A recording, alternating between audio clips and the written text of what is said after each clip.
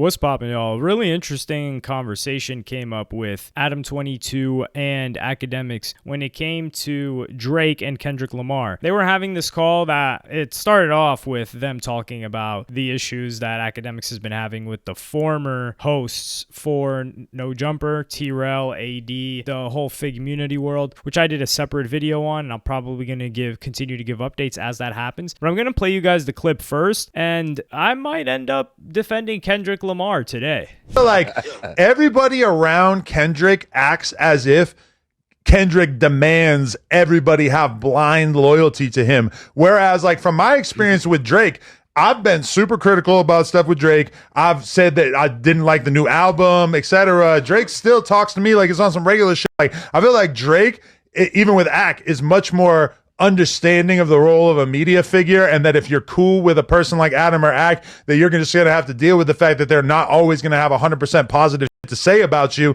But whereas like Kendrick, it feels like everybody in his circle, you have to 100% glaze him at all times, or else you are not allowed to be part of any of this shit. No, let me ask you one question. Why did Drake go bad on Joe Budden when he had his input on this music? But Joe's shit was personal. No. I'll tell you what the Drake and Joe think, because Drake told me directly, because I asked Drake about it. I said, Drake, I criticize you too, so why are you going up on it?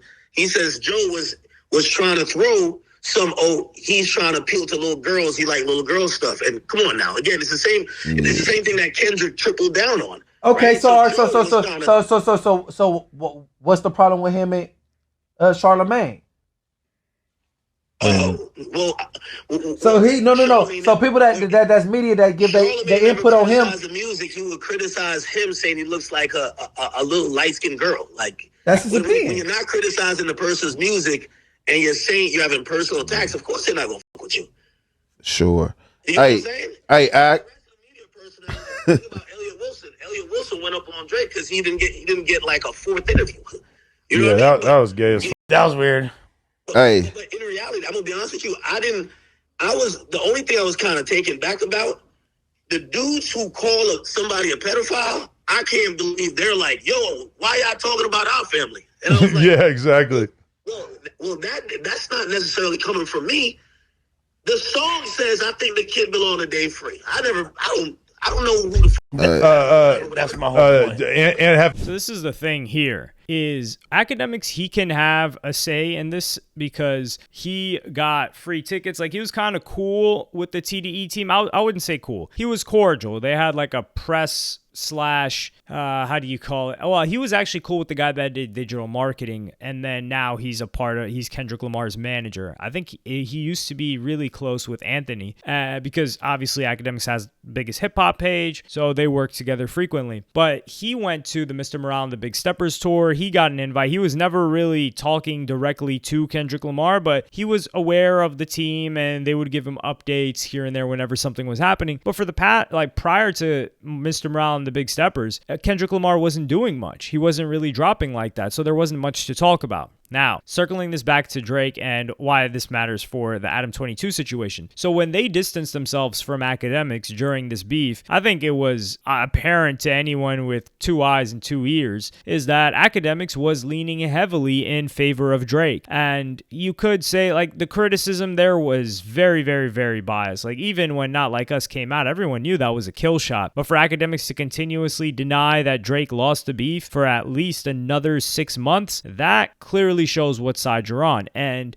he got, like I said, and he said before, he got the most benefit out of this entire beef. But with Adam22, when he's talking about Kendrick Lamar, and he's like, yeah, you know, like, I'll say Drake's music is not good, but we'll still be cool and chop it up. I don't know what that's got to do with Kendrick Lamar, because Kendrick Lamar's camp, like, for instance, media is like, Adam22 doesn't really have much of an effect on Drake's career. A narrative that Academics builds up can have a significant effect on Drake's career. That's why I think those things are very different. If Adam22 was known as a music reviewer, which he talks about his opinions here and there, but that's not predominantly what No Jumper is known for, I think he may feel a different type of way. For instance, when Joe Budden was talking about it being bad, and then Academics comes in capes for him and says, well, it's because he was talking about like, yo, he's hanging out with young girls. And I am willing to, just because of the beef with Kendrick Lamar and those accusations, I could understand Drake being upset by that. But if that's the topic that makes him not like the album, then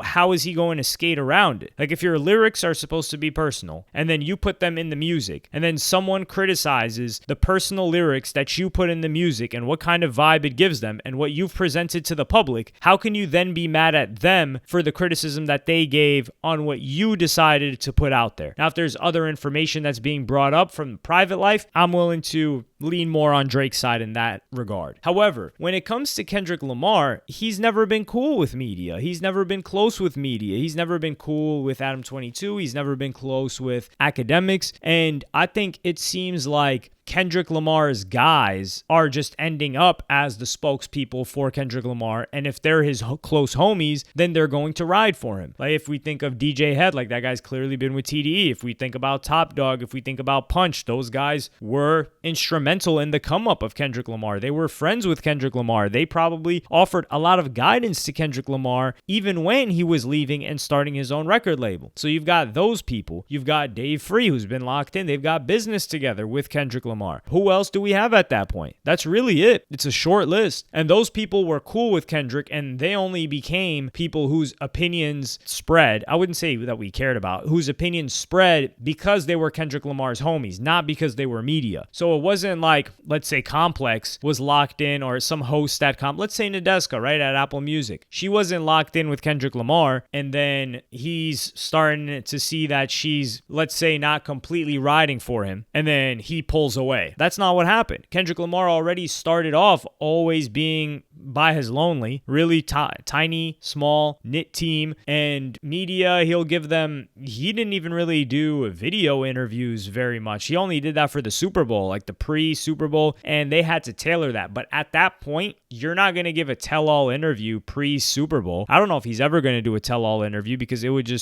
sit in the music a lot better, and he would have to answer a lot of questions like the fake daughter. I think that's one of the things that he just got away with scot-free. Where did you get the information? How? Why did you decide to put it on the track? Was it a misstep? Because if he didn't completely verify it or believe that his source 100% knew that it was true, putting it on a track served as very, very risky. These are questions I don't think we'll ever get to hear him answer. And Kendrick Lamar also has different career strategy from Drake. I do think Drake prefers when people talk well about him. Like, for instance, the relationship that Drake manages with Adam22, it may not result in Adam22 talking great about his music, but it results in Adam22 talking great about Drake. And in this instance, like, yo, Kendrick doesn't talk to anybody, or if you're on Kendrick's side, you got to be riding for him like crazy. Well, if you look at Maul, Academics is riding crazy for Drake. Maul is riding even crazier for Drake, which I don't want to use the R word, respect. I wouldn't necessarily say I respect it, but I do understand it. And I think out of everybody that's covering Drake and Kendrick Lamar, Maul has the most justifiable reason to talk with the fervor and the defense of Drake that he does. So it would be very weird if Kendrick Lamar's homies from the Sandbox, or let's just say Kendrick Lamar's homies, his team started coming out and giving him criticism in public, because that's his people. You see how weird it would be for that to happen? So I think this is just comparing apples and oranges. These guys do not have the same strategy. It's not equivalent whatsoever. And no, there's no way in hell that you're going to expect somebody to be quote unquote fair when that's their actual mans that's in this beef. It's not their homie. It's not their mans like Drake is Academics mans, where it's this mutually beneficial kind of weird relationship that Drake reluctantly stepped into once Academics proved himself as somebody that's not going anywhere and whose influence is only continuing to rise. And Academics having looked up to Drake his entire adult life, and now he gets to have like a direct access to the guy who he's the biggest fan of. That's not the same relationship as Kendrick Lamar and the people that are defending him. And I mean people that are close to him that get information, not the masses of random people saying crazy stuff. Those we've addressed before, and I can definitely say that those people are nutcases. But let me know what y'all think in the comments. Like, subscribe, and hit the notification bell if you enjoyed, and I'm going to see y'all in the next one.